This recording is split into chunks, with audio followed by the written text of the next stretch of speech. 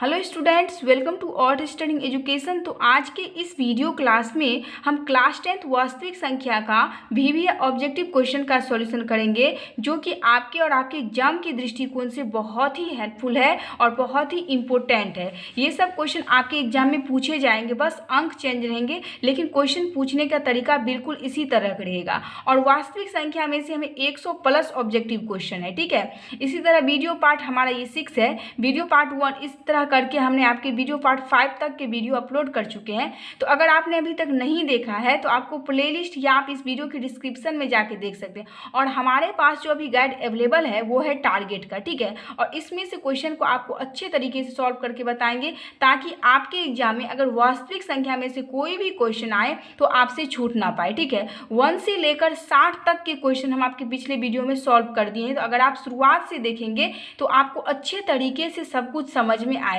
इसीलिए आपसे रिक्वेस्ट है कि आप वीडियो पार्ट 1 से देखिए। इसी तरह हमने त्रिकोणमिति का, इसी तरह हमने समांतर श्रेणी का, मैथ में से सारे चैप्टर के जितने भी ऑब्जेक्टिव क्वेश्चन है आपको यहाँ पे मिल जाएगा। यहाँ पे हमने समांतर श्रेणी, त्रिकोणमिति और अब आपको वास्तविक संख्या दे रहे हैं। इसी तरह हमने पूरे चैप्टर का आपको अच्छे तरीके से सॉल्यूशन बताएंगे, ठीक है। और यहाँ पे हम आपको 61 से क्वेश्चन बताएंगे, क्योंकि 1 से लेकर 60 तक का क्वेश्चन हम आपके पिछले वीडियो में सॉल्यूशन कर चुके हैं। तो चलिए देखते हैं कि हमारा 61 का क्वेश्चन क्या है। यहाँ पे हमारा 61 क्वेश्चन है, √3/√12 है। यहाँ पे √3/√12 परमेय संख्या है या फिर अपरमेय संख्या है या अभाज्य संख्या है या फिर इनमें से कोई नहीं है। तो इसे हम किस तरीके से पहचानेंगे और किस तरीके से सॉल्व करेंगे, तो चलिए देखते हैं। यहाँ पे है √3/√12, ठीक है। तो सबसे पहले देखिए, यहाँ पे √3 है तो 3 का अभाज्य गुणनखंड नहीं होगा। यहाँ पे √12 को हम अभाज्य गुणनखंड करके देख लेते हैं, ठीक है। यहाँ पे देखिए क्या है आपके क्वेश्चन में, √3/√12, ये आपका क्वेश्चन है।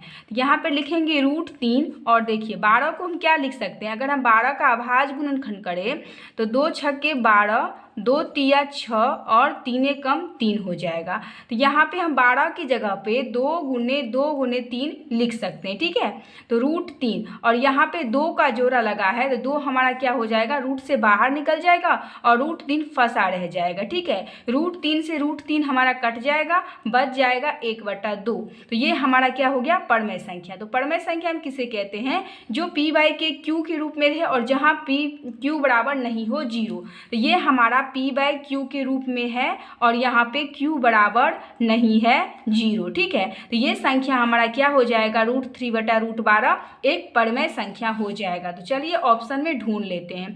तो 61 का राइट आंसर आपका 61 का राइट आंसर आपका ए एक परमेय संख्या हो जाएगा, ठीक है। तो अब आइए चलते हैं अपने नेक्स्ट क्वेश्चन में। यहाँ पे है 62 क्वेश्चन, 3 - √3 है। तो यहाँ पे आपका क्या है, 3 हमारा एक परमेय संख्या है और √3 हमारा एक अपरमेय संख्या है, ठीक है। तो आपको पता है कि परमेय संख्या और अपरमेय संख्या में अगर जोड़, घटाव, गुणा, भाग कोई भी रहे तो वो संख्या हमारा एक अपरमेय संख्या।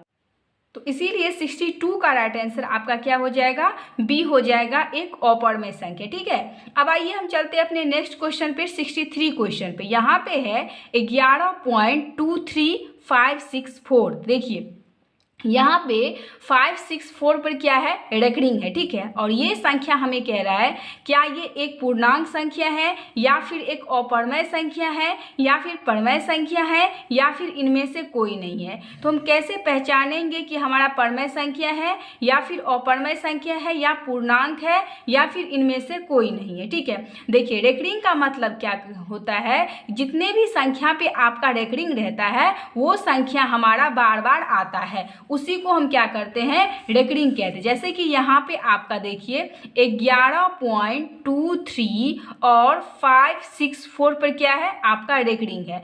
इसका मतलब ये होता है 11.23 तो 564, फिर से आएगा 564, फिर आएगा 564, इसीलिए ये बढ़ता ही जाएगा। इसलिए यहाँ पे 564 पर एक रेकरिंग देके छोड़ दिया गया है। इसका मतलब यही है कि ये संख्या हमारा बार बार आ रहा है।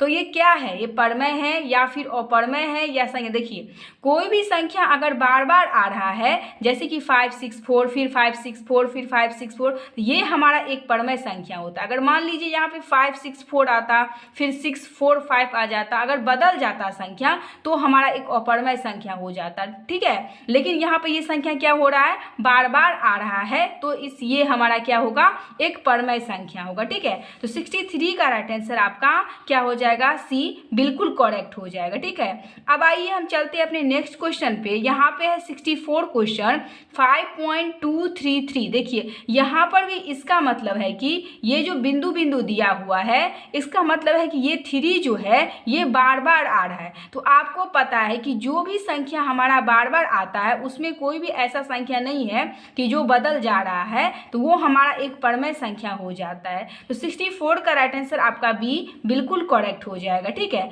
अब आइए हम चलते हैं अपने नेक्स्ट क्वेश्चन। यहाँ पर है 1/√7 कौन सी संख्या है, परमय है या फिर अपरमय है या फिर सम संख्या है या इनमें से कोई नहीं है। तो आपको पता है 1/√7 है, √7 है, इसका मतलब है कि ये p/q के रूप में है लेकिन रूट में आ गया। तो जो भी संख्या रूट में आ जाए और रूट से ना निकले, देखिए 7 किसी का भी स्क्वायर है नहीं है, क्योंकि अगर स्क्वायर हो जाता तो स्क्वायर से हमारा रूट कट जाता।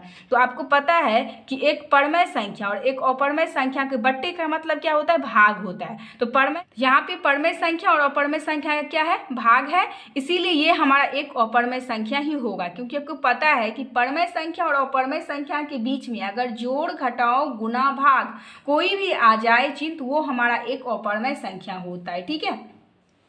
यहाँ पे हमारा क्या हो जाएगा, आपका 65 का राइट आंसर आपका बी बिल्कुल करेक्ट हो जाएगा। अब आइए हम चलते हैं अपने नेक्स्ट क्वेश्चन पे। यहाँ पे 66 क्वेश्चन भाज्य ए और भाजक बी के लिए a = BQ + R में R के लिए कौन सा सत्य है। देखिए रिमाइंडर, R के मतलब होता है रिमाइंडर, इंग्लिश में हम रिमाइंडर कहते हैं और हिंदी में उसे हम शेषफल कहते हैं। ये B का मतलब क्या होता है, भाजक होता है, और Q का मतलब भागफल होता है, और A का मतलब भाज्य होता है। तो यहाँ पे इसके लिए क्या शर्त है, अगर आप यूक्लिड विभाजन एल्गोरिदम का क्वेश्चन बनाए होंगे तो आपको पता होगा कि इसका राइट आंसर आपका ये हो जाए, क्योंकि हमारा रिमाइंडर क्या होता है, लेस देन इक्वल होता है 0 से, और हमारा बी क्या होता है, ये हमारा भाजक है, वो क्या होता है, लेस देन होता है रिमाइंडर से। तो हमारा 66 का राइट आंसर आपका सी बिल्कुल करेक्ट हो जाएगा, ठीक है। अब आइए हम चलते हैं अपने नेक्स्ट क्वेश्चन 67 क्वेश्चन। तो यहाँ पे हमारा 67 क्वेश्चन है कि 5√2 है। देखिए यहाँ पे हमारा √2 किसी का स्क्वायर नहीं होगा, 2 किसी का स्क्वायर नहीं है, तो ये रूट में ही रह जाएगा। तो जो संख्या रूट में हो जाता है वो हमारा अपरमय संख्या होता है। 5 क्या है, एक परमय संख्या। तो परमय संख्या और अपरमय संख्या के बीच में कुछ भी नहीं रहता है, तो वो हमारा गुना हो जाता है। तो जब गुना रहे, आपको पता है कि परमय संख्या और अपरमय संख्या के बीच में जोड़ घटाव गुना भाग रहे, तो वो हमारा एक अपरमय संख्या हो जाता है। इसीलिए 67 का राइट आंसर आपका बी बिल्कुल करेक्ट हो जाएगा, ठीक है। अब आइए हम चलते हैं अपने नेक्स्ट क्वेश्चन पे। यहाँ पे है 68 क्वेश्चन 5.2372। देखिए ये पूरी भाग दशमलव लगा है तो उससे मतलब नहीं है, लेकिन ये पूरी भाग कट गया है, इसका मतलब है कि ये भी हमारा एक परमय संख्या है। तो आपका 68 का राइट आंसर आपका बी बिल्कुल करेक्ट हो जाएगा, ठीक है। अब आइए हम चलते हैं अपने नेक्स्ट क्वेश्चन पे। यहाँ पे है 69, निम्न संख्याओं में से कौन सी संख्या विजातीय है। विजातीयों को आप कह सकते हैं कि वो एक अपरमय संख्या भी आप कह सकते हैं। तो यहाँ पे देखिए 2/3 हमारा रूट में नहीं है और p/q के रूप में है, तो ये हमारा एक परमय संख्या हो जाएगा। तो यहाँ पे है 25/49, तो ये भी हमारा एक परमय संख्या है। क्यों, क्योंकि देखिए 5 का स्क्वायर क्या होता है, 25 होता है, तो हमारा स्क्वायर से रूट कट जाएगा। और यहाँ पर भी 7 का स्क्वायर क्या होता है, 49 होता है, तो यहाँ पर भी रूट कट जाएगा और बच जाएगा क्या हमारा 5/7, जो कि p/q के रूप में रहेगा। तो ये भी हमारा एक परमय संख्या हो जाएगा।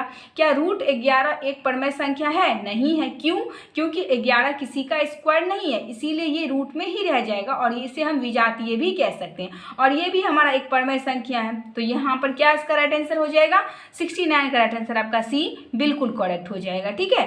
अब आइए चलते अपने नेक्स्ट क्वेश्चन 70 पे। निम्न में से कौन सा परिमेय है। अब परमय कौन सा है, पाए हमारा एक अपरमय संख्या है, √7 हमारा एक अपरमय संख्या है। √7 क्यों है अपरमय संख्या, देखिए, पाई के बारे में हम आपको विस्तार रूप से बता चुके हैं कि क्यों है ये एक अपरमेय संख्या।